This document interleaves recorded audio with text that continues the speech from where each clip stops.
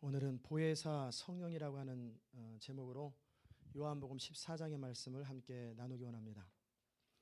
여러분은 살면서 문득 미래가 막막해진 적이 없으세요? 벼랑간 내 직장에 문제가 되면, 내 건강에 문제가 되면 어떨까? 내가 지금 일하고 있는 직장이 그만둬야 한다든지, 지금 하고 계시는 사업이 계속해서 적자가 날 때 여러분 마음은 어떠십니까? 작년까지는 건강한 것 같은데 한 해를 더하면서 몸이 말을 안 듣고 건강에 이상이 자꾸 생기고 피곤한 거예요. 체력이 떨어져 갈 때 여러분은 어떤 마음이 드십니까? 우리 아이들의 미래는 어떻게 될 것인가? 사람은 누구나 앞이 보이지 않는 인생의 캄캄한 터널에서 당황하고 막막하게 마련입니다. 뭔가 붙잡을 거라도 있으면 괜찮은데 돌아봐도 의지할 사람도 없고 붙잡을 데도 없고, 그럴 때 우리는 참 힘들지요. 반대로 지금 여러분이 사업이 잘 되고 건강에 자신이 있고 집안에 특별한 문제가 없어서 편안함이 있다. 그런데 이 편안함이 언제까지 계속해서 지속될 거라고 여러분은 확신하고 계십니까? 오늘 가다가 차 한번 크게 사고 나면, 경기가 침체돼서 사업이 힘들어져 버리면, 기타 우리 인생 가운데 어려움이 한번 닥치면 우리는 당황스러워하죠. 왜 주일날 아침에 그런 얘기를 해가지고 마음이 이렇게 답답하게 만듭니까? 산란하게 만드냐고 하시는 분이 있을지 모르겠지만 정말 중요한 이야기를 하는 거예요. 여러분 뭘 믿고 사십니까? 여러분이 정말 의지하고 믿고 신뢰할 수 있는 대상은 누구십니까? 여러분의 미래, 여러분의 자녀의 미래, 그리고 우리 교회의 미래를 누가 책임지고 누가 이끌어 가십니까? 예수님께서는 제자들을 남겨놓고 이 세상을 떠나려고 합니다. 그리고 사랑하는 제자들에게 마지막으로 하신 말씀이에요. 이제 주님이 떠나고 나면 극심한 어려움과 환난들을 겪게 될 터인데, 이것을 어떻게 극복하고 어떻게 이겨낼 수 있는지, 주님과 헤어져서 슬퍼하고 낙담한 제자들에게 우리 주님 말씀하셨어요. 내가 떠나는 것이 너에게 유익하다. 왜냐하면 보혜사 성령을 너에게 보내시기 때문이다 말씀하셨어요. 오늘 우리는 말씀을 통해서 우리 안에 믿음의 확신과 인생의 보장된 평강을 누릴 수 있기를 간절히 바랍니다. 하나님의 말씀은 선포될 때 어떻게 받아들이느냐에 따라서 너무너무 다릅니다. 간절함과 사모함을 가지고 믿음을 가지고 들으시면 여러분의 인생은 엄청난 축복과 놀라운 일들이 생겨요. 에브라함 링컨 같은 사람은 빌레몬서 한 구절을 읽다가 그의 마음속에 하나님의 성령의 감동을 받고 노예운동을 시작한 거예요. 조지 밀러라고 하는 사람은 고아원을 경영할 적에 그 마음에 하나님은 고아와 과부의 아버지라고 하는 마음이 확 하나님의 성령의 감동으로 왔을 때 그는 그 엄청난 일들을 이룰 수 있는 거예요. 무디라고 하는 분은, 우리 지난주에 무디하고 뮬러하고 이름이 서로 바뀌었다고 했는데, 무디라고 하는 분은 설교 말씀을 듣는 가운데 누군지 하나님에게 온전히 드려진 사람, 누구라도 상관없다, 그 사람을 통해서 하나님 못하실 일이 없다, 그 말씀에 마음에 다가왔기 때문에 그의 인생을 헌신했어요. 하나님 그 말씀에 내 인생을 헌신합니다. 그럴 때 구두수성공 무디가 세상을 바꾸고 미국을 바꾸는 사람으로 바뀐 거예요. 여러분은 저희 교회 처음 오셨을 적에 벽에 지존자가 친히 시온을 세우리라 오직 하나님 나라 영광을 위해서 저 글을 보면서 어떤 마음이 드셨어요? 어제 어느 우리 교인 아닌 분이 오셨어요. 그래가지고 방문하셨는데, 그리고 하시는 말씀이, 기도하고 나더니 하나님, 목사님, 하나님께서 이 교회를 얼마나 사랑하는지가 제 마음에 느껴지고, 그리고 하나님께서 목사님을 얼마나 사랑하는지가 느껴집니다. 그리고 또 이 말씀하시기를, 저 지존자가 친히 시온을 세우리라, 저것은 하나님이 친히 주신 말씀이죠. 그리고 저 하나님 나라 영광을 위하여는 목사님이 저렇게 우리 교회가 나갔으면 좋겠다, 그런 마음으로 그냥 써놓은 거죠. 어떻게 하세요? 기도하는데 하나님께서 저 글을 보는 순간 굉장히 강한 파워, 힘이 느껴졌다는 거예요. 그러면서 하시는 말씀이, 저 글을 통해서, 저 말씀을 통해서 목사님 위로 참 많이 받으시죠? 네. 어떻게 잘하십니까? 계속 눈물이 나오면서 하나님이 그 주체할 수 없도록 감동하게 하신다는 거예요. 여러분 어떠세요? 이 교회는 하나님이 친히 세우신 교회입니다. 여러분 주보에 나와 있는 이 비전은 하나님이 이 교회를 통해서 이루고자 하시는 하나님의 약속이에요. 어떤 사람은 기도하는 가운데 감동을 받고 그것을 나의 비전으로 내가 그 비전에 헌신해야 되겠다, 그렇게 살아가는 사람이 있는 반면에 어떤 사람은 그냥 다들 써놓는 거지, 좋은 이야기. 그렇게 생각하는, 막연하게 생각하는 사람이 있어요. 여러분 꼭 기억해야 할 건 뭐냐면, 우리 인생은 우리 믿은 만큼 위대해진다는 거예요. 능력대로 사는 게 아니에요. 믿은 만큼 사는 것을 여러분이 명심하시기 바랍니다. 더욱이 하나님께서 사람을 사용하실 때는 능력에 따라 쓰는 거 아니에요. 그 사람의 믿음 수준만큼 사용하십니다. 세상에도 그래요. 세상에도 그 원리가 적용됩니다. 어느 정도. 탁월한 인생을 살았던 사람들은 똑똑한 사람이 아니라 능력 있는 사람이 아니에요. 세상 말로 신념 있는 사람들, 또 우리말로는 믿음의 배짱이 있는 사람들이 세상을 움직여요. 똑똑한 사람, 능력 있는 사람은 그 사람 주변에서 늘 돕는 거예요. 그러나 핵심 멤버는, 가장 핵심적인 사람은 믿음과 신념이 있는 사람. 세상은 자기 확신으로 살잖아요. 그러나 우리는 이제 하나님 안에서 하나님이 주시는 그 믿음의 배짱을 가지고 살아갈 때 하나님은 돕는 자를 다 붙여주시고 똑똑한 사람 다 붙여주시면 돼요. 하나님이 기뻐하는 사람은 누구냐면 믿음의 사람이에요. 여러분 교회를 오랫동안 겪어가면서 그런 거 못 느끼셨어요? 저 사람은 인격적으로도 그렇게 뛰어나지도 않고 못한 것이 많은데 하나님이 어떻게 저 사람을 사용할까? 그런 거 못 느끼셨어요? 인격보다 중요한 건 뭐냐면 믿음이에요. 하나님은 모나도 인격은 시간과 함께 서서히 다듬어지는 거예요. 그러나 믿음 있는 사람을 하나님이 쓰신다는 사실을 여러분이 인정하실 때 여러분은 사모함을 가지고, 믿음에 대한 간절한 사모함을 가지고 말씀을 듣게 됩니다. 이 귀중한 말씀은 언제 생기냐면 말씀을 들을 때 생겨요. 그저 막연하게 들으면 그저 그런 이야기예요. 그러나 예수님처럼 하나님 말씀이 영생인 줄 알고 간절함으로 사모하면 그 말씀대로 살고 싶은 강렬한 소원이 생기고, 그 순종의 결단을 통해서 여러분의 믿음이 자라고 하나님을 경험하게 되고 여러분의 인생은 계속해서 날마다 변화되는 거예요. 그 엄청난 시간에 늦게 마지못해 마치 앉아 있어준다는 느낌으로 앉아있는 분, 또 어느 분은 그래요. 뒤에 앉아있는 것이 더 은혜가 된다고 그래요. 그러면 그렇게 뒤에 앉으면 돼요. 나한테 어느 자리든지 가장 집중할 수 있고 은혜 될 수 있는 그 자리에 앉아있는 거예요.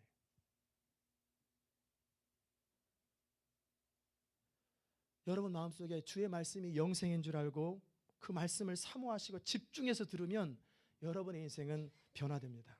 하나님을 경험하게 돼요.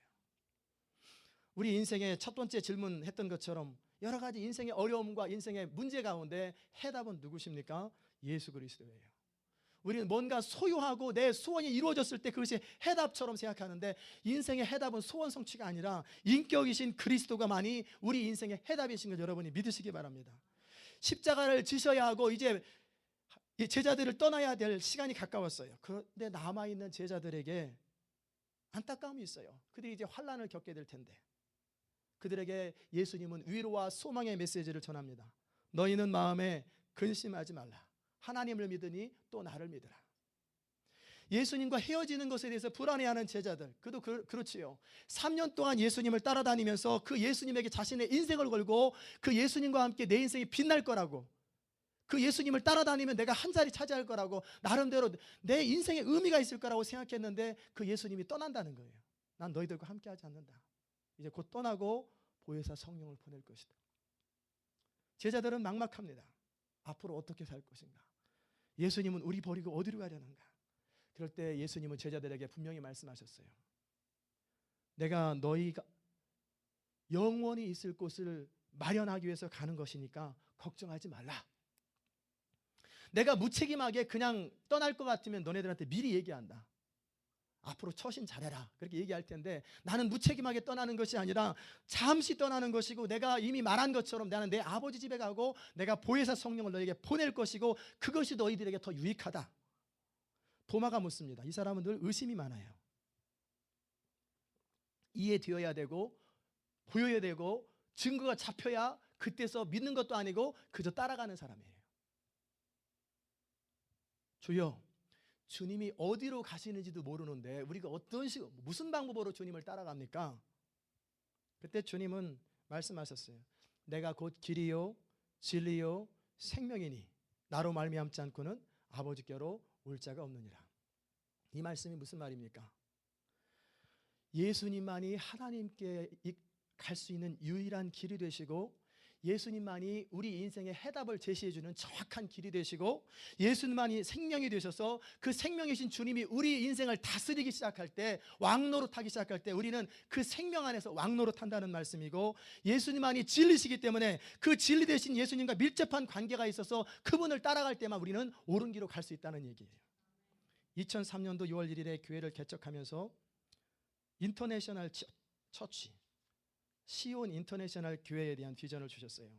저는 한 번도 인터내셔널 처치를 경험해 본 적이 없어요. 그런데 그 비전을 주시니까 답답하지요. 어디로 가야 되나? 여러분들은 그래도 호강하는 거예요. 처음 예배 드렸던 몇 가정들은 어떻게 되냐면 시행착오를 많이 겪었어요.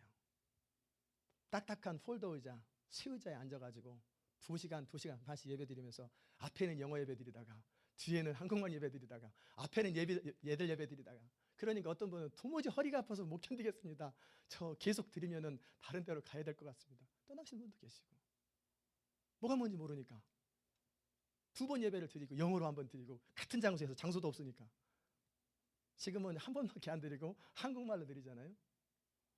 도무지 앞이 안 보여요. 어떻게 해야 될지, 뭘 해야 될지 모르겠어요. 그래서 기도하는 가운데 애틀란타에 자마 집회가 있었는데 저는 집회가 안 들어와요. 아이들을 데리고 가지만 하나님, 이 기간 동안에 저한테 말씀해 주세요. 내가 어떻게 해야 될지, 어떻게 인터내셔널 처치를 해야 될지, 도무지 내 앞길이, 이 교회의 앞길이 어떻게 가야 될지 모르겠습니다. 그럴 때 하나님께서 찬송 스크린에 나와 있는 찬송가 가사 가운데 제 마음에 확신을 주셨어요. I am the way, I am the truth, I am the life. 내가 곧 길이요 진리요 생명이니. 이 말씀이 제 마음속에 강하게 다가왔어요. 늘 아는 말씀, 늘 들었던 말씀인데 그 말씀이 다가올 적에 제 삶이 바뀌고 인생이 바뀌는 거예요. 그렇지, 예수님이 길이 되시는 내가 왜 걱정하나? 지존자가 친히 세운 교회 내가 왜 걱정하나? 하나님이 이끌어 가시지. 하나님이 적절할 때 적절한 곳으로 다 인도하실 건데 나는 단지 주님을 따라가면 되겠구나. 마찬가지예요. 여러분의 인생도 저의 인생도 우리가 미래를 걱정하고 이 교회의 앞날을 우리가 걱정하는 거 아니에요. 그것은 주님께서 하시는 거예요. 우리가 할 수 있는 건 뭐예요? 그 주님이 길 되시고 주님이 진리가 되시고 주님이 생명이 되시니까 우리는 늘 주님과 친밀한 관계를 계속 유지하면 돼요. 그 주님의 생명이 우리 가운데 흘러넘치도록, 주님의 진리가 우리 가운데 흘러넘치도록 주님이 어디로 가시는지 보고 따라가기만 하면 되고 순종하기만 하면 돼요. 이것이 바로 관계입니다. 그때 이후로 저는 자유가 생겼어요. 전혀 걱정 안 해요. 어떤 일이 있어도, 어떤 상황이 되어도 그것은 하나님께서 하실 일이에요. 여러분, 예수님이 길이 되신다는 이 진리의 말씀이 우리로 머리로는 아는데, 지식으로는 아는데 내 삶의 자리 가운데 구체적으로 어떻게 연결이 됩니까? 여러분, 미래에 대해서 다 보장되지 않았잖아요. 하나님이 안 계시면. 그러면 주님께서 길이 되신다는 질문에 대해서 우리가 어떻게 정확하게 내 삶의 자리에 적용할 수 있을 것인지 빌립의 질문에 대한 예수님의 대답에 나와 있습니다. 예수님께서 제자들에게 너희가 나를 알았더라면 내 아버지도 알았으리로다. 이제부터는 너희가 그를 알았고 또 보았느니라. 너희가 나를 알면 하나님을 아는 것이고 이제 하나님을 알았고 보았느냐 그랬더니 빌립이 얘기합니다. 주여, 아버지를 보여주옵소서. 그리하면 족하겠나이다. 이 빌립은 늘 계산적이고 합리적인 사람이에요. 오병이어 사건 속에서도 뭐라고 합니까? 각 사람에게 조금씩 거둘지라도 200데나리온이 부족합니다. 머리가 착착 돌아가죠. 이런 분들 많아요. 교회 안에. 이건 믿음 아니거든요. 계산이 잘 돌아가는 거지. 아, 이거 예산이 안 되는데요. 이게 안 될 것 같아요. 이 가정에 이게 안 될 것 같아요. 나름대로 미래의 일을 마치 하나님처럼 다 예견하는 사람이 있어요. 머리로. 그러니까 빌립이 뭐라고 그러냐면 차라리 하나님 한번 보여주세요. 그럼 확실히 믿겠습니다. 나는 예수님 말씀보다는 증거가 필요해요. 눈에 보이는 계획이, 이해되는 계산이 필요해요. 지금도 이런 사람 많아요. 어떤 기적이나 어떤 증거를 구하는 사람이 많아요. 뭔가 확실한 거 한번 보여줬으면 좋겠는데, 그럼 확실히 믿겠는데,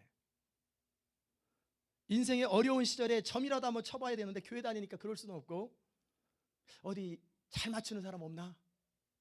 신문 기사 한번 쳐다보고 뭐 점치듯이 그렇게 물어보고 싶은 사람들 다 빌립 같은 사람들이에요. 그때 우리 주님은 도마는 책망 안 했는데 빌립은 책망했어요. 빌립아, 내가 오랫동안 이렇게 너와 함께 있었는데 아직도 모르냐? 나를 본 자는 아버지를 보았거늘 어찌하여 자꾸 보라고 하느냐? 나는 아버지 안에 있고 아버지가 내 안에 계신 것을 네가 믿지 아니하느냐? 그럼 내 행한 것들을 보면서라도 알아라. 내가 너에게 3년이나 가르쳤는데 그럼 내가 그 3년 동안 뭐 했느냐? 내가 스스로 한 것이 아니라 하나님이 주셔서 말씀을 전한 것인데 그래서 모든 일이 일어나는 건데 아직도 뭔지 모르느냐? 빌립은 늘 자기 중심으로 자기 생각으로 예수님을 따라갔던 사람이에요. 그러니까 눈으로 봐야 되고 내 머리로 이해가 돼야 되고 중심이 자기니까 늘 자기 생각 속에 살아요. 그러니 3년 동안 예수님을 따라다녔어도 너무나 많은 것을 놓치는 거예요. 얻는 게 없어요. 지금도 그런 사람 많아요. 전해지는 말씀을 듣고 인생이 달라지고 바뀌는 사람들이 있는데 늘 듣기만 하고 삶에 적용하지 못하고 인생 걸고 순종하지 못하고 머리로는 다 알아요. 뭐가 뭔지. 그런데 하나님을 경험해 본 적이 없기 때문에 나중 가면 꼭 딴소리예요. 여러분, 매주 전해지는 설교 말씀을 듣고 그 다음에 어떻게 하십니까? 맨날 듣기만 하고 행하지 않으면 야고보는 분명히 경고합니다. 죽은 믿음이라. 죽은 믿음은 열매가 없어요. 선포되는 메시지를 듣고 그때만 깨닫고 삶 속에서 여전히 그대로 있으면 어느 순간에는요, 말씀을 들어도 안 들어도 그만인 때가 와요. 양심이 점점 무뎌지고 처음에는 자극도 되고 충격도 됐는데 나중에는 그래요. 저 목사님 맨날 똑같은 얘기해. 결국 잘 믿으라는 얘기 아니야. 그 똑같은 얘기 뭐하러 맨날 듣나? 아픔이 찾아와요. 그런 사람에게는.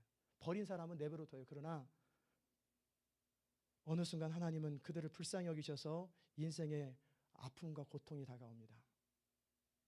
C.S. 루이스가 말한 것처럼 고통은 우리 인생을 향한 하나님의 확성기예요. 우리 교회 설교 탭을 듣고 또 타주에서 먼 곳에서 우리 교회에 올 수 없는 분들이 전화를 해요.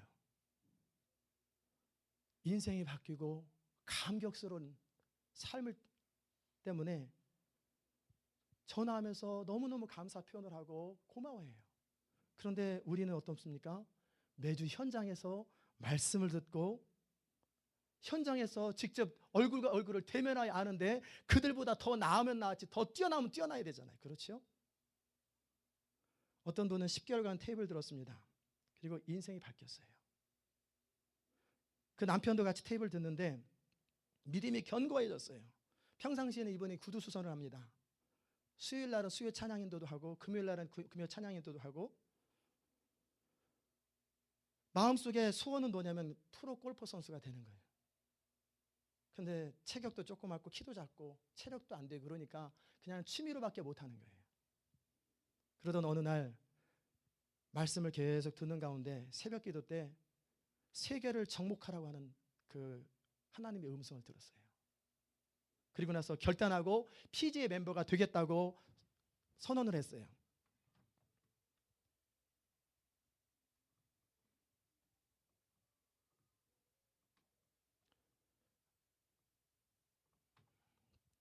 그래서 이분이 PGA 멤버가 되는 그 코스가 있잖아요. 그 관문들이 있는데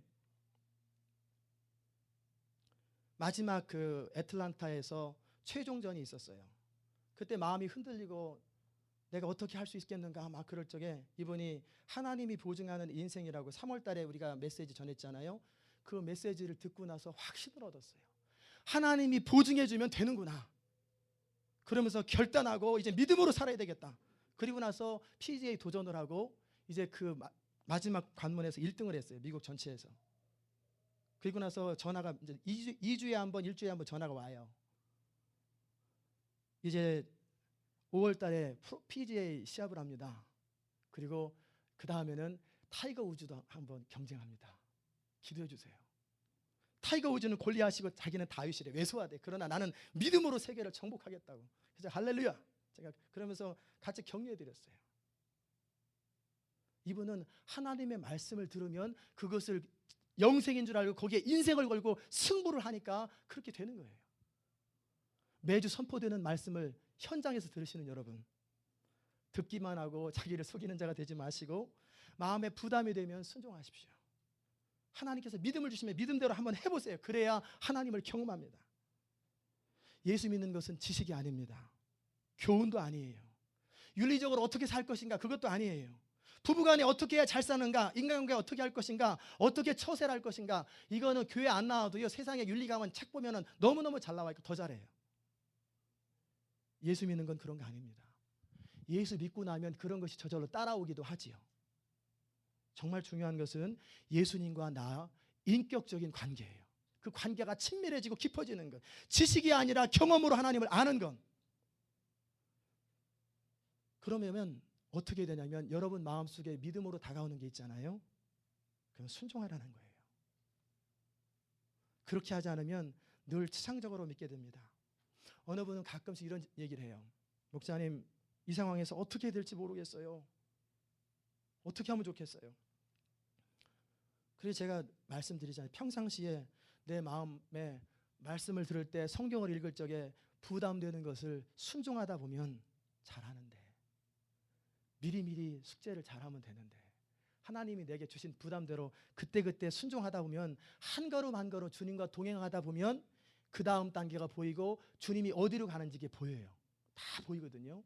근데 이거 안 하니까 나중에 해야지, 천천히 해야지, 언젠가는 해야지, 그러니까 인생에 어려움을 터지면 어떻게 해야 될지 몰라서 동동거리는 거예요. 하나님이 얼마나 답답하시겠어요. 3년 동안 그렇게 열심히 보여주고 가르쳐주고 인도했는데 이제 제자 훈련 다 끝나야 되는데 빌립하는 날, 아버지를 보여주시면 족하겠나이다. 예수님이 너무 허탈하죠. 무슨 얘기하는 거냐 지금. 내가 3년 내내 얘기했는데 너 딴소리 하면 처음 온 사람처럼 딴소리 하면 어떡하냐. 여러분, 우리 주님 말씀하셨어요. 내가 진실로 진실로 너에게 이르노니 나를 믿는 자는 나의 하는 일을 저도 할 것이요 또한 이보다 더 큰 것도 하리니 이는 내가 아버지께로 감이라. 너희가 내 이름으로 무엇을 구하든지 내가 시행하리니 이는 아버지로 하여금 아들을 인하여 영광을 얻게 하려 함이라. 내 이름으로 무엇이든지 내게 구하면 내가 시행하리라 말씀하셨어요. 여러분 믿어지세요? 대답이 거의 안 나오시네. 저를 한번 따라서 해보세요. 내 이름으로 무엇이든지 내게 구하면 내가 시행하리라. 주님이 말씀하셨어요. 예수의 이름으로 무엇이든지 구하면 다 들으시겠다는데 여러분의 삶의 자리 가운데 다 응답됩니까? 다 이루어져요? 그럼 아마 간증하고 막 기뻐서 춤추면서 막 그렇게 살아갈 거예요. 근데 그렇게 안 되잖아요. 하나님 말씀은 분명히 진리고 주님이 거짓말할 리가 없는데 왜 주의 이름으로 기도하는데 나는 왜 인생의 문제가 안 풀리나? 그러니 안 믿는 사람이나 믿음이 연약한 사람이 이런 얘기야. 예수 믿으면 밥이 나오냐 떡이 나오냐. 저도 그런 얘기 종종 했지만 우리를 조롱하는 거예요. 왜 그럽니까? 너 보니까 별로 다를 것도 없는데 열심히 교회 다녀서 뭐하냐. 그 시간에 놀자. 그 얘기예요. 우리가 삶으로 보여주지 못하니까 그러는 거예요. 물론 그들의 비난이 잘못됐죠. 세상적으로 볼 적에 기준이 하나님의 관점이 아니라 세상의 관점에서 보기 때문에 그럴 수 있어요. 그러나 그렇다 하더라도 우리가 그들의 비난에 정직하게 자신을 한번 돌아보십시오. 정말 떳떳한가? 당당한가? 이 엄청난 약속을 주신 그 주님의 권세가 내 삶 속에 그럼 이루어지는가? 그러면 어떻게 해야 그 주님의 약속이 내 삶 속에 이루어집니까? 그게 바로 믿음 생활이에요. 그렇게 하나님을 체험하고 살아야 재밌어요. 예수 믿는 거는. 날마다 평생에 한두 번 정도 하나님 경험한 거 말고 매주마다 매일마다 하나님을 세밀한 부분부터 큰 부분까지 계속 경험해 나가야 우리가 예수 믿는 게 재밌어요. 그래야 신이 나고 그래야 막 감격스럽지. 야, 이게 뭐 목사님 말씀 들어보면 뭔가 될 것 같은데 나는 이상하게 안 된다. 뭐가 뭔지. 그러면 처음에는 호기심 때문에 충격 때문에 듣지만 나중에는 그냥 매너리즘에 빠져요. 늘 그런가 보다. 저 다 사람마다 하나님께서 택하심 있는가 보다. 그러고서 주저앉아 버려요. 신앙이란 뭐냐면 하나님과 인격적인 관계예요. 하나님을 믿는다고 하는 건 뭐냐면 하나님과 친밀한 사랑의 관계를 계속해서 유지하는 거예요. 그 사랑은 무엇으로 표현됩니까? 순종으로 표현돼요.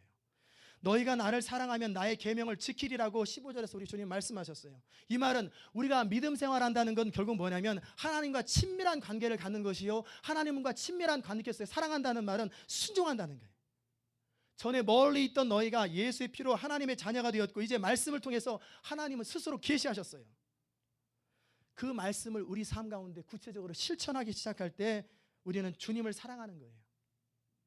하나님 아버지께 사랑을 또한 우리가 그렇게 살아가면 하나님 아버지도 우리를 사랑하시고 우리의 삶을 통해서 그리스도가 계속해서 증거돼요.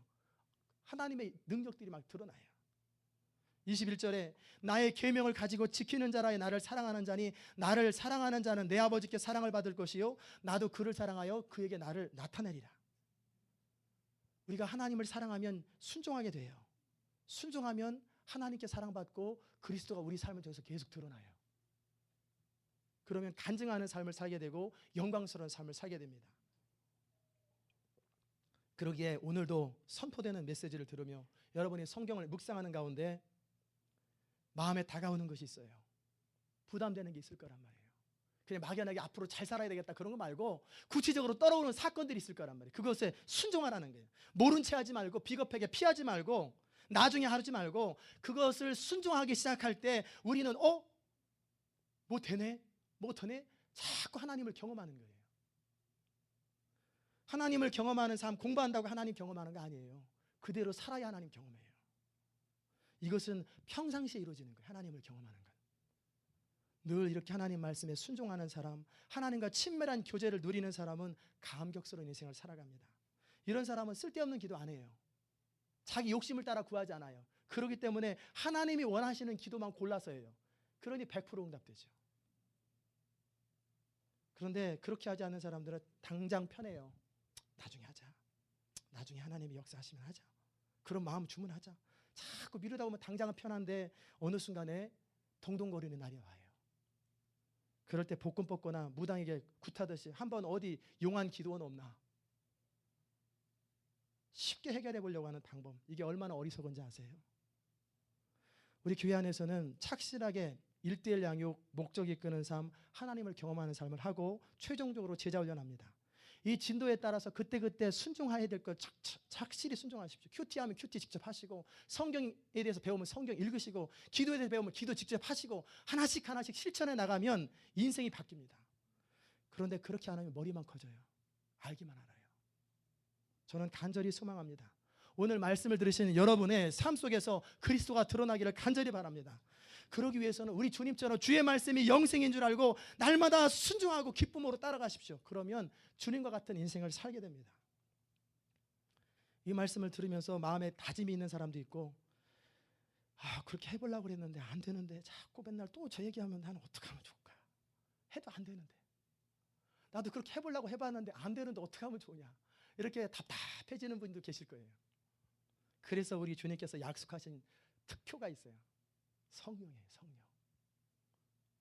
우리 주님께서는 3년 동안 제자훈련에도 빌립처럼 딴소리하고 도마처럼 딴소리하는 사람에게 하나님의 대안으로 성령을 보내주셔요. 성령께서 예수님 대신에 이제 제자들을 이끌어가면 세상 사람들은 받지 못하고 진리의 영 되신 하나님께서 이제 모든 것을 생각나게 하시고 가르칠 것이라고 말씀하셨어요. 그 성령이 오시면, 답답한 제자들에 대한 대안이신 성령님이 오시면 3년 동안 예수님이 가르쳤던 것들이 다 생각날 거라는 거예요. 지금은 네가 뭐가 뭔지 몰라가지고 엉뚱한 소리하고 그렇지만 성령이 오시면, 진리의 영이 오시면 진리 가운데 인도할 것이다. 지금도 동일합니다. 사람이 성령의 감동이 없으면요, 하나님 말씀을 들어도 무슨 말인지 못 알아들어요. 설교를 들어도 졸리고 무슨 말인지 깨닫지도 못해요. 성령의 감동이 없으면 듣기는 듣고 무슨 말인지는 대충 알겠는데 내 삶 속에서 구체적으로 내가 어떻게 해야 되는지 디테일한 부분에서 뭐가 뭔지 몰라요. 막막합니다. 뭔가 좋은 얘기 같은데 어떻게 해야 되나 잘 몰라요. 그러나 성령님이 여러분과 함께 하시고 여러분을 감동하시면 말씀이 깨달아지고 마음에 다가오고 감동되고 그 말씀을 순종하고 싶은 간절한 마음이 생기고 어떻게 해야 될지 구체적으로 보여요. 지금도 여러분이 말씀을 들을 때 깨달아지는 것은 성령의 역사입니다. 그 말씀을 순종해야지라고 하는 결단을 주시는 분도 성령이에요. 그런데 문제는 성령도 우리를 감동하시지만 마귀도 우리를 회방한다는 거예요. 여러분 머리에 무슨 생각이 드냐면, 야, 어떻게 다 그렇게 사냐? 내가 선교사도 아니고 목사도 아닌데 어떻게 다 그렇게 사냐? 그런 마음이 쭉 찾아 들어와요. 그렇게 살면 재미없을 것 같다. 그렇게 살면 망할 것 같다. 그러면서 자꾸 거기다 이제 원망하는 마음, 불평하는 마음, 시기하는 마음, 말씀을 거부하게 만들고 불순종하는 마음을 자꾸 추근거리고 심어줘요. 그러면 이제 거기다 동의하는 거예요. 맞아, 그렇지. 그러면 마귀 종노릇하는 거예요. 열매 없어요. 선악과를 먹어도 죽지 않는다고 자꾸 속였던 뱀은 지금 여러분을 속일 거예요. 지금 속일 수도 있고, 집에 가는 길에 속일 수도 있고, 그 다음날 속일 수도 있고. 이 속임에 대해서 이길 수 있는 방법은 한 가지입니다. 성령을 쫓아 행하는 거예요. 예수 이름의 권세를 가지고 마귀의 속임을 대적하고 동의하지 않는다. 나는 네가 나를 속이고 나를 회방하는 것 동의하지 않고, 하나님 말씀이 영생이고 이 말씀대로 되면 반드시 이 말씀대로 역사가 이루어진다고 그 말씀을 집중하고 그 말씀을 받아들이는 거예요. 그것은 결단입니다. 처음에는 힘들고 처음에는 어려울지 몰라도 여러분이 의지를 분명하게 하십시오. 결혼할 적에 가장 중요한 게 뭔지 아세요? 음식이 제일 중요하다. 하객이 얼마나 많이 왔느냐가 제일 중요하다. 주례자가 누구냐가 제일 중요하다. 아니에요. 결혼할 때 가장 중요한 것은 신랑과 신부가 결혼하겠다고 하는 의지, 그것이 결단이 제일 중요한 거예요. 그래서 실제 일어났던 일이었는데, 한 여자가 애인이 있었는데 부모의 강요에서 어떤 남자와 결혼하려고 하는데, 주례자가 이 남자를 일평생 사랑하고 순종하고 그러겠냐? 대답을 못해요. 2번, 3번 계속 물어봤는데 대답을 못하자 이 결혼은 무효입니다. 돌아가십시오. 끝난 거예요. 그만큼 우리 의지가 중요한 거예요. 여러분이 성령을 따라 살 때도 하나님은 여러분을 코를 탁 껴가지고 강제로 끌어줬으면 좋겠다고 하지만 그렇게 안 하세요. 왜? 그분의 인격이세요. 여러분 마음에 성령께서 감동하실 때 성령이 원하는 소욕이 있고요, 마귀가 주는 육체의 소욕이 있어요. 그 가운데 결단하고 성령을 따라 살기로 작정하고 소원을 두는 거예요. 그게 그렇게 중요합니다. 우리 신앙생활에서 성령을 무시하면 우리는 승산이 없고 우리는 이길 수가 없어요. 성령을 인정하고 초청해야 돼요. 무시로 깨어서 성령의 도우심을 구하지 않으면 우리는 하나님 말씀대로 살 능력이 없어요. 베드로 아무리 장담하십시오. 내가 결단코 주를 떠나지 아니하고 내가 죽음에 이르기까지 따라가겠다고 그 결단하면 뭐합니까? 일주일도 못 가서 무너지는데, 내가 새벽을 깨우리라, 내가 성경을 읽겠다 결단해도 안 돼요. 그 여러 번 반복해도 나중에는 포기하죠. 해마다 결단해도 안 되니까 이제는 내 수준만큼 살겠다. 편안하게 신앙생활하면서 더 이제 안 이어지는 거예요.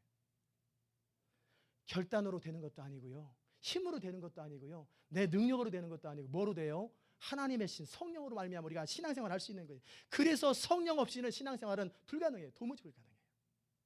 어떤 사람은 성령 얘기하면 어떤 능력, 위로부터 뭔가 이렇게 능력이 임하는 거라고 생각하는데 그런 거 아니에요. 어떤 안개 같은 기운이 쫙 임해가지고 그런 거 아니에요. 그러니까 능력 주세요 하면서 소나무 뿌리다 뽑으려고, 그런 거 아니에요. 하나님이 그럴 때 가끔씩 주시는 이유는 오죽 답답하면 저럴까, 불쌍히 여기는 거지, 원래 그렇게 어떤 기운 같은 게 임하는 게 아니에요. 도 닦는 거 아니에요. 성령님은 인격이십니다. 우리가 똑같은 생각이 있으시고 감정이 있으시고 의지가 있으세요. 왜? 우리가 하나님의 형상을 따라 지음받았기 때문에. 성령도 하나님이시니까 그래요. 그 하나님이신 성령님과 우리가 인격적인 관계를 계속 갖는 거예요. 관계는 어떻게 깊어집니까? 자주 만나고 자주 교제할 때 깊어지는 거예요. 여러분의 믿음도 자꾸 하나님과 친밀한 교제를 갖는 거예요. 우리가 성령님은 우리 인격을 무시하지 않는다고 말씀드렸는데, 그 말은 뭐냐면 우리가 내어드린 만큼 하나님은 역사하세요. 죄 지은 만큼 마귀가 역사하기도 하지만, 불순종한 만큼 마귀가 회방하기도 하지만, 우리가 하나님께 우리 인생의 주권을 내어드린 만큼 하나님은 역사해요. 하나님 이거는 그래도 아직 안 되는데, 그러면 하나님은 강제를 안 하세요. 기다리세요.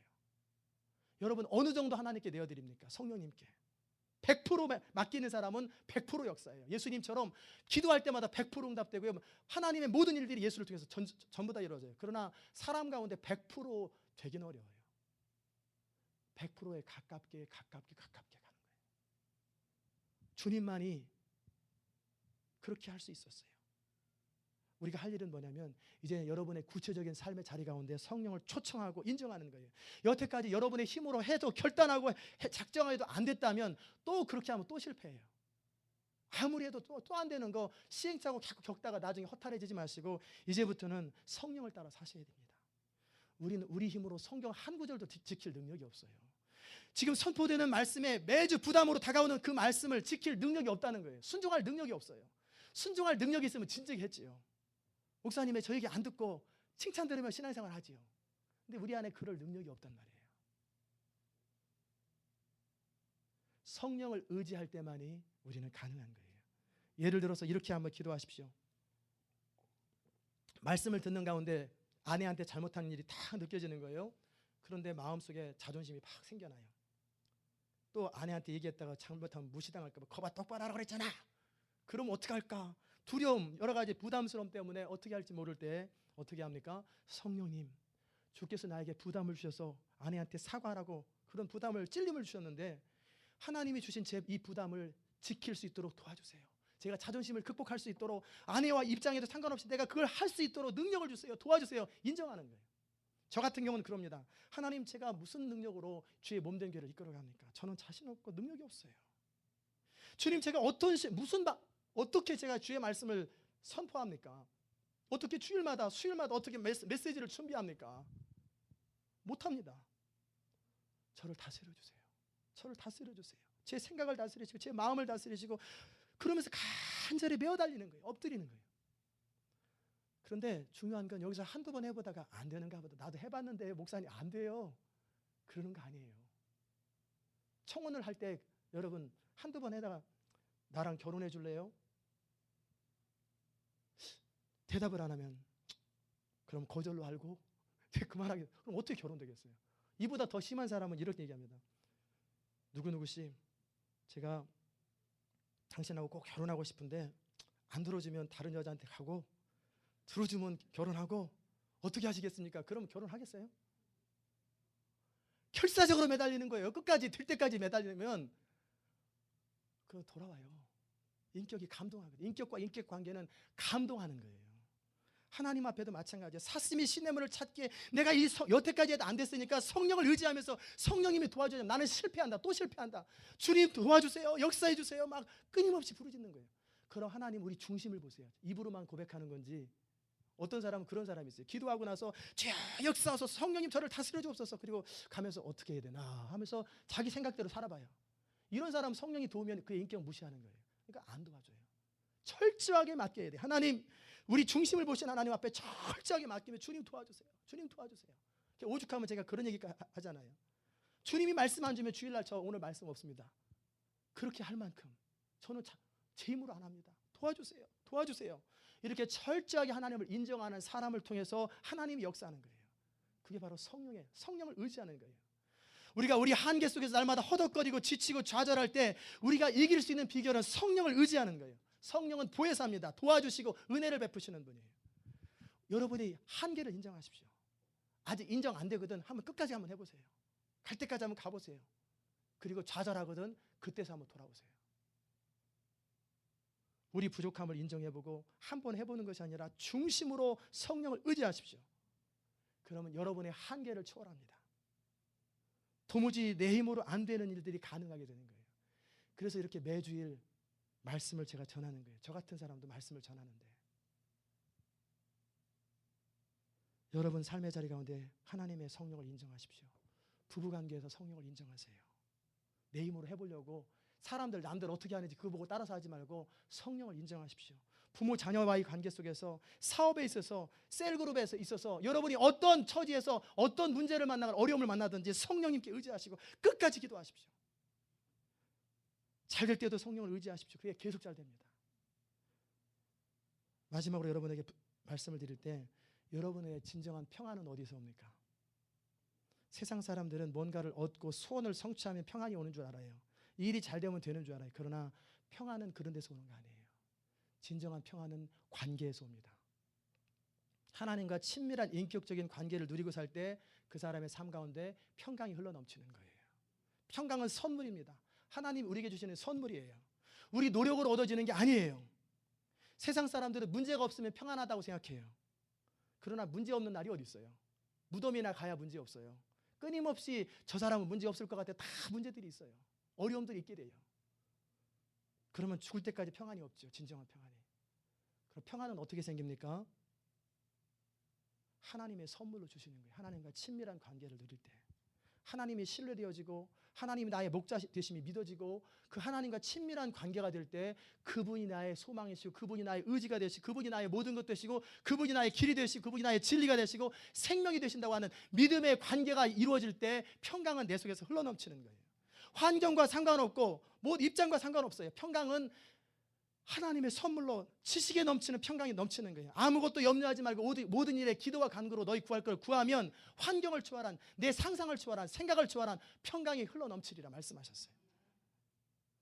하나님과 친밀한 관계를 갖는 사람은 이해되지 않는 환경에도 감사가 나오고요, 평강이 흘러넘쳐요. 그런 하나님과 친밀하지 않은 사람들은 좋을 때는 히히히 그리고 안 좋을 때는 어떡하나 동동거리고 늘 업앤다운 합니다. 인생의 참된 만족과 평강은 하나님으로부터 와요. 하나님과 관계를 통해서 와요. 그러니까 관계를 깊게 하라는 거예요. 계속 관계를 깊이. 이건 언제 합니까? 평상시에 하는 거예요. 평상시에. 우리 주님은 여러분을 참 사랑하십니다. 그래서 십자가를 통해서 여러분을 구원하셨어요. 그리고 이 아침에도 여러분에게 말씀을 들을 수 있는 기회를 주신 거예요.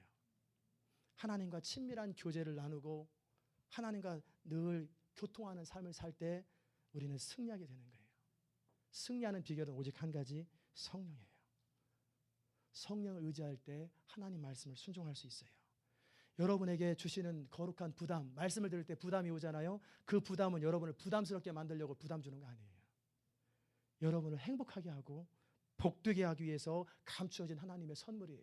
당장은 부담되는 것 같아도 한번 순종해 보세요. 그러면 하나님이 어떻게 왜 그걸 명하셨는지 알게 되고 찬양하게 돼요. 많은 사람들이 이런 얘기합니다. 하나님만 바라보겠습니다. 사람을 의지하지 않겠습니다. 그렇게 결단한다고 되는 거 아니에요. 얼마 후에 또 무너집니다. 하나님을 의지하고 하나님만 바라본다는 말은 단지 우리 시선을 하나님께 고정시키는 것을 넘어서서 구체적으로 성령을 의지하는 거예요. 성령님 저를 다스려 주세요. 이 문제에서 하나님을 의지합니다. 그렇기 때문에 예수 믿는 사람들은 24시간 중얼중얼거리는 거예요. 미친 사람처럼 큰 소리로 하면 오해받으니까 늘 중얼중얼 성령님 앞에 기도하고 속으로 기도하고 마음속으로 늘 24시간 1초라도 떨어지지 않고 계속 중얼중얼하는 거예요. 그렇게 잠을 자면서 내 영혼아 너는 하나님을 깨어 찬양할지어다. 그렇게 고백하는 거예요. 여러분이 단 1초라도 단 1시간이라도 성령과 친밀한 교제가 없으면 그만큼 무너지는 거예요. 24시간 단 1시간밖에 여러분이 기도하지 않는다면 23시간은 실패하는 거예요. 24시간 끊임없이 대화하고 여기 나와서 기도하라는 거 아니에요. 일하면서 여러분이 작업을 하면서 컴퓨터를 치면서 계속 속어라. 늘 하나님을 의식하고 성령을 의식하고 인정하고 이 작업 가운데 하나님 함께 해주세요. 이 사람과 대화 가운데 하나님 함께 해주세요. 계속 성령을 초청하는 거예요. 그럴 때 성령께서 아이디어를 주시고 힘을 주시고 능력을 주시고 낙담된 마음을 다시 소생시키시고 끊임없이 그러는 거예요. 그래서 우리 주님 뭐라고 말씀하셨어요? 너희는 나보다 더 큰 일을 하리라. 우리 주님보다 더 큰 일을 할 수 있어요. 오늘 말씀을 들으신 여러분은 성령을 철저하게 의지하십시오. 그럼 여러분의 인생은 위대하고 멋지고 열매 맺는 인생 살아요. 더 이상 좌절감 속에서 살지 말고 해답은 분명히 우리 주님께서 주셨어요. 인생 문제를 우리 힘으로 살면 실패합니다. 성령을 의지하십시오. 끊임없이 말씀을 앞에 서고 순간순간 주님 앞에 중얼중얼하면서 기도하시고 말씀이 안 다가오면 CD라도 계속 들으세요. 설교 CD라도. 그럴 때 여러분은 승리하게 될 것입니다. 예수 믿는 것은 부담스럽고 어려운 게 아니라 쉬운 길이에요. 참 쉬워요. 예수 안 믿고 사는 것보단 예수 믿고 사는 게 그렇게 편하고 쉽고 가벼운데 열매는 주렁주렁 맺는 거예요. 이 축복이 여러분에게 넘치시기를 주의 이름으로 축원합니다. 기도하십시다. 하나님 아버지 감사합니다. 오늘도 주님의 은혜를 의지합니다.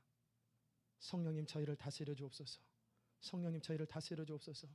얼마나 많은 시간 동안에 우리 힘으로 우리 능력으로 해보려다 좌절하고 주저앉고 말씀을 들으며 부담스럽고 저 말씀을 들으면서 내가 해야 되는데 안 되는 자신의 한계 앞에서 낙담하고 무력할 그때 과연 우리가 성령을 인정하고 환영했는지 바라봅니다. 철저하게 성령을 의지하고 셀그룹에서 어려움이 있을 때, 가정에서 어려움이 있을 때, 교회 안에서 어떤 환경, 어떤 처지들한지, 사업에, 자녀들의 어떤 문제든지 성령님 도와주세요. 이 문제를 하나님 해결해 주세요. 전심으로 주님을 의지하고 맡기고 성령을 초청하는 가운데 우리 가운데 일어나는 하나님의 기적을 보게 하시고 하나님의 영광을 보게 하시고 하나님의 선하심을 바라보고 기뻐하며 찬양하는 인생 될 수 있도록 은총 더하여 주옵소서. 감사드리며 예수 그리스도의 귀하신 이름으로 기도드리옵나이다. 아멘. 자리 일어나셔서 427장 우리 찬송하십시다.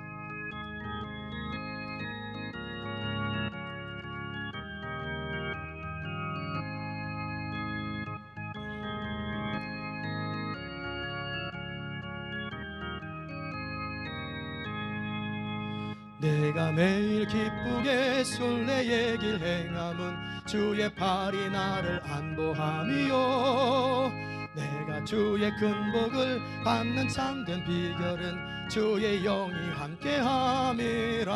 아멘. 성령이 계시네, 할렐루야 함께하시네. 좁은 길을 걸으며 밤낮 기뻐하는 것 주의 영이 함께함이라. 전에 죄에 빠져서 평안함이 없을 때 예수 십자가의 공로 힘입어 그 발 아래 엎드려 잠든 평화 얻음은 주의 영이 함께함이. 아멘. 성령이 계시네, 할렐루야 함께하시네. 좁은 길을 걸으며 밤낮 기뻐하는 것 주의 영이 함께함이라. 나와 동행하시고 모든 염려하시니 나는 숲의 새와 같이 기쁘다. 내가 기쁜 마음으로 주의 뜻을 행함은 주의 영이 함께함이라. 아멘. 성령이 계시네, 할렐루야 함께하시네. 좁은 길을 걸으며 밤낮 기뻐하는 것 주의 영이 함께함이라. 세상 모든 정욕과 나의 모든 영 십자가에 이미 못을 박았네. 어두운 밤이 지나고 무거운 짐 벗으니 주의 영이 함께함이라. 아멘. 성령이 계시네, 할렐루야 함께하시네. 밤낮 기뻐하는 것 주의 영이 함께함이라.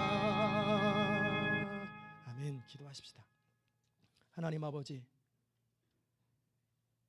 우리 주님은 확실한 보장을 해주셨고 너희가 성령을 따라 살면 육체의 소욕을 이루지 아니하고 너희가 성령을 따라 살면 나보다 더 큰 일을 하고 너희가 성령을 따라 살고 내 이름으로 기도할 때 모든 것이 이루어진다고 말씀하셨음에 우리가 그 말씀을 머리로만 알지 아니하고 우리의 삶 가운데 이제 날마다 경험하고 성령을 인정하고 초청하고 환영하고 모셔드리는 가운데 우리 가운데 역사하시는 성령의 능력을 따라서 우리가 위대한 인생, 이제까지는 해도 안 되는 것, 날마다 하려고 하다가 또 넘어지는 내 의지 약함을 탓하고 내가 결단력이 없은 것을 탓하는 그런 인생이 아니라 나의 한계를 넘어서서 성령의 강권적으로 역사하심을 인격이신 성령님 앞에 늘 초청하고 24시간 주님과 기도하기를 쉬지 않도록 은총 더하여 주옵소서. 우리 주님께서 말씀하시기를 술 취하지 말라, 이는 방탕한 것이니 오직 성령의 충만함을 받으라고 명령하셨음에 성령 충만하지 못하면 죄밖에 지을 것이 없고 성령 충만하지 않으면 우리 자아밖에 충만할 것이 없사오니 늘 깨어서 기도하는 가운데 성령 충만한 생애를 살아갈 수 있도록 은총 더하여 주시옵소서. 오늘도 주님 앞에 귀한 예물을 드립니다. 이 예물을 주님 받으시옵소서. 하나님 나라와 영광을 위해서 값지게 사용될 수 있도록 은총 더하여 주시옵소서. 하나님, 이 예물과 함께 우리의 시간과 우리의 마음과 인생을 다 주님께 드렸사오니 주님, 우리를 통해서 하나님 나라가 확장되며 우리를 통해서 하나님의 영광이 드러나는 그런 아름다운 인생이 될 수 있도록 주여 도와주시옵소서. 11조 예물을 드린 사랑하는 성도들, 물질의 복을 주시옵소서. 물질로도 하나님의 영광을 위해서 살 수 있도록 주여 도와주시고 정말 하나님 앞에 영광스럽게 한번 위대하게 쓰임받는 그런 복된 인생들이 우리 교회 가운데 많아질 수 있도록 은총 더하여 주옵소서. 너희가 나를 믿으면 세상이 감당치 못한다고 말씀하셨사오니 세상이 감당치 못하는 사람들이 배출될 수 있도록 주여 은총 베풀어 주옵소서. 감사 예물을 주님께 드린 사랑하는 성도들, 환경을 초월해서 감사하는 믿음을 주시옵소서. 그야말로 그 환경을 넘어서서 하나님이 어떻게 선하게 인도하시는지, 어떻게 하나님의 선하심이 우리 가운데 경험되는지 체험할 수 있는 복을 허락하여 주옵소서. 주일 예물을 주께 드린 사랑하는 성도들, 매 주일마다 하나님의 음성을 듣게 하시고 들은즉 성령의 인도하심을 따라 성령의 도우심을 따라 순종되어지게 하여 주시옵소서. 듣기만 하고 자기를 속이는 자가 되지 말게 하시고 성령을 초청하고 인정하는 가운데 우리가 하나님의 말씀이 내 삶 가운데 순종되어지는 가운데 하나님의 영광을 보게 하시고 하나님의 능력을 경험할 수 있도록 은총 도하여 주옵소서. 그의 나라와 그의 일을 구하며 선교 예물로, 구제 예물로, 장학 헌금으로, 천도 예물로 주 앞에 드린 사랑하는 성도들, 주께서 그의 나라와 그의 의를 구하는 자들에게 허락하신 이 모든 것이 더해지는 복을 허락하여 주옵소서. 하나님, 주의 몸된 교회를 사랑하여서 건축 예물로, 시설비로, 여러 가지로 하나님 앞에 헌물한 귀한 성도들, 그들의 인생이 진정 다윗과 같이 하나님 마음에 합한 인생이 될 수 있도록 은총 더하여 주시옵소서.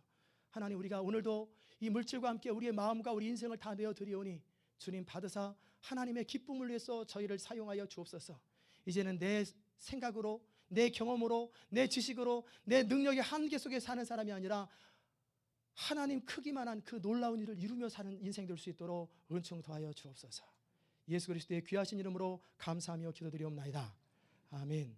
위탁의 말씀을 드릴 때 여러분 아멘 주여 함께 하옵소서 그렇게 응답하시기 바랍니다.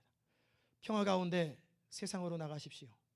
용기를 가지고 선한 것을 붙잡고 누구에게도 악을 악으로 갚지 말고 마음이 약한 자들에게 용기를 주고 연약한 자들의 힘이 되고 고통 가운데 있는 자들을 도우며 모든 사람들을 존경하고 성령이 주시는 능력 가운데 기쁨으로 주님을 사랑하며 섬기십시오. 아멘. 주여 함께 하시옵소서. 이제는 우리 주 예수 그리스도의 귀하신 은혜와 하나님 아버지의 무한하신 사랑과 성령의 교통하심이 오늘도 성령을 따라 행하기 원하는 주의 귀한 성도들 머리 위에 이제부터 영원까지 함께 하시기를 간절히 축원하옵나이다.